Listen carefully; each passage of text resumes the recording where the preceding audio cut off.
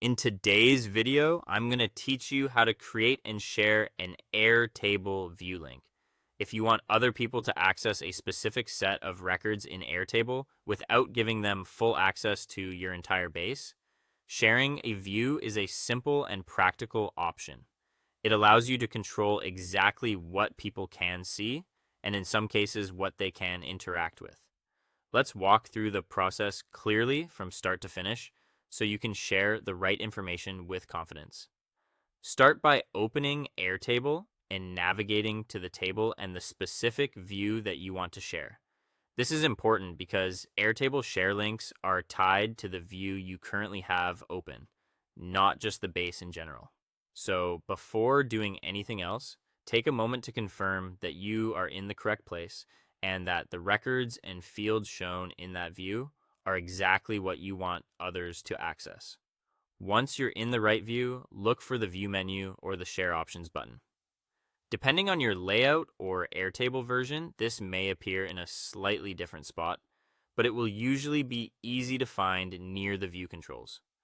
Click that option to open the sharing settings for the current view. From there, turn on the Shareable View link. This creates a public or accessible link for that specific view. At this stage, Airtable will generate the link you can send to others. But before copying it, you should review the available permission settings carefully. Choose whether the people using the link should only be able to view the data or whether they should also be able to interact with it. The best choice depends on your goal. If you simply want to present information, view-only access is usually safest. If collaboration is needed, interaction settings may be more appropriate, but it's still a good idea to double-check what that allows. After confirming the permissions, copy the Airtable view link. This is the link you'll use for sharing, so make sure you copy the final version after all settings are in place. Before sending it out, open the link in another browser or in a private browsing window to test access.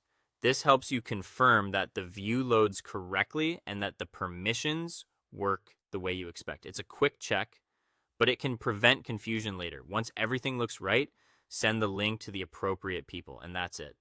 You've successfully shared an Airtable view in a clean, controlled, and reliable way.